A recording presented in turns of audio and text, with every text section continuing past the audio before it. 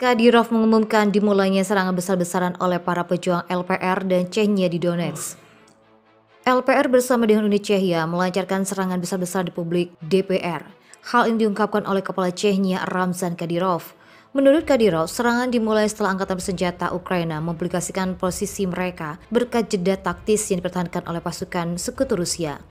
Ini yang dibutuhkan oleh mereka. Sekarang pasukan khusus Chechnya bersama dengan pasukan sekutu Rusia daripada LPR melakukan operasi ofensif aktif dan tanpa ampun menyerang musuh. Kadyrov menambahkan bahwa seorang angkatan bersenjata Ukraina alih-alih melakukan serangan balasan hanya dapat berpikir untuk menyelamatkan nyawa mereka. Ini disebut dengan Kadyrov sebagai serangan tidak berguna. Secara total, sekitar 60 km wilayah dibersihkan dari sisa-sisa pasukan Ukraina dan kini angkatan bersenjata Ukraina menderita kerugian besar dalam personel dan peralatan militer.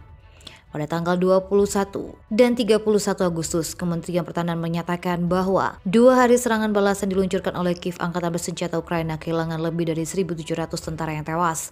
Sebelumnya, Menteri Pertahanan Sergei Shoigu menyebutkan tujuan ofensif Kiev untuk menciptakan ilusi kemampuan Ukraina melawan Rusia. Tentara Ukraina dengan Rusia terlibat pertempuran sengit untuk memperebutkan Kherson di wilayah Ukraina Selatan. Serangan balasan Ukraina untuk merebut kembali kota besar pertama dijatuh dari tangan Rusia, Kherson, berlanjut saat pasukannya. Kabar terbaru, pasukan Ukraina menyerang pos komando, sedangkan pasukan Moskow membalas dengan serangan darat untuk menghalangi operasi tersebut.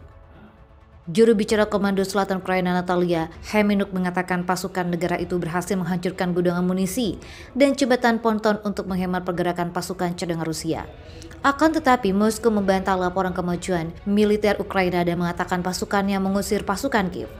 Tentara Ukraina merilis sedikit tentang berita kemajuan serangan balasan diluncurkan pada awal minggu di wilayah Kherson. Dilaporkan bahwa 2 jembatan yang digunakan oleh Rusia untuk menyeberangi sungai telah dihancurkan. Jembatan itu penting untuk memasok pasukan Rusia ke barat sungai Dnieper, tempat Kherson berada. Kedua belah pihak telah mengklaim keberhasilan di medan perang pada hari-hari awal dari apa yang digambarkan oleh Ukraina sebagai titik balik potensial dalam perang.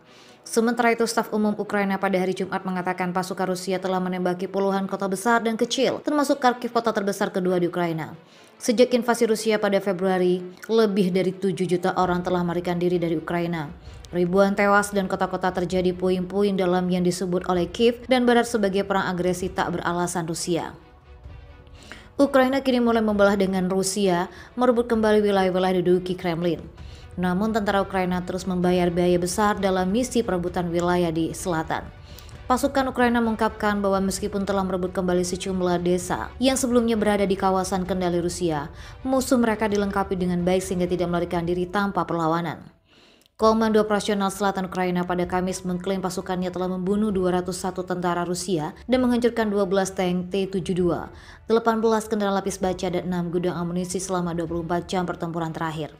Sebuah sumber Rusia mengklaim pasukan Kremlin sekarang diserang oleh pasukan Ukraina baru yang dilengkapi dengan senjata NATO. Ini berbeda dengan pasukan yang kurang terlatih dengan formasi berantakan yang mereka hadapi sebelumnya. Menurut intelijen AS, Rusia menderita kekurangan tenaga kerja yang parah dan dipaksa untuk membawa kembali tentara yang terluka untuk menutupi celah di pertahanannya. Ukraina telah memfokuskan sebagian besar serangannya untuk mengisolasi sisa pasukan Rusia di selatan dengan menghancurkan jembatan digunakan oleh Moskow untuk memasok pasukannya. Pertempuran sengit masih terjadi antara pasukan Rusia dengan Ukraina yang di-backing oleh negara-negara barat. Laporan resmi Kementerian Pertahanan Rusia memaparkan bahwa mereka berhasil menggagalkan upaya pasukan Kiev untuk mendapatkan pijakan di area tertentu di area Nikolaev, Krivonorov. Pada Minggu 4 September 2022, jubir Kementerian Pertahanan Rusia Igor Cherenkov mengatakan penerbangan Angkatan Udara Rusia, pasukan rudal dan artileri menyerang unit dan cadangan angkatan bersenjata Ukraina. Igor menambahkan serangan pasukannya itu berhasil menghancurkan 11 tank, 17 kendaraan tempur infanteri, 4 kendaraan tempur Bradley buatan AS, 10 kendaraan tempur lapis baja, 5 truk pickup dengan senapan mesin berat dan lebih dari 150 personel militer.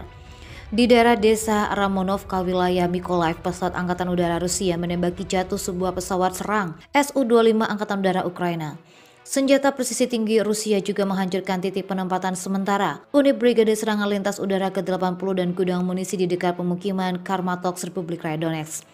Lebih dari 120 prajurit Ukraina dan 11 unit kendaraan lapis baja dan khusus dilikuidasi sebagai hasil dari serangan api terkonsentrasi pada posisi unit Brigade Serangan Udara ke-30 dan ke-95.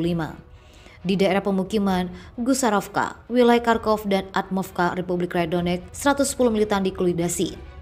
Komando Angkatan Bersenjata Ukraina kekurangan staf formasi ini dengan mengorbankan warga yang dimobilisasi dan wilayah barat dengan tengah Ukraina.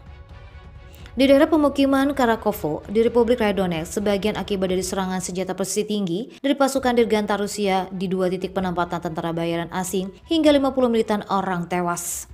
Sementara itu, penerbangan operasional taktis militer pasukan rudal dan artileri harus terus menyerang fasilitas militer di wilayah Ukraina.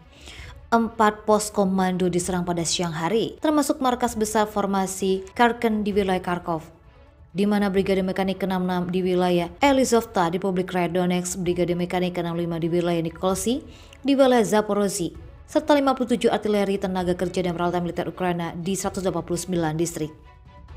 3 depot amunisi dihancurkan di daerah pemukiman Chervok di Republik Rakyat Donetsk, Nikolaev dan Malikova di wilayah Zaporozhye.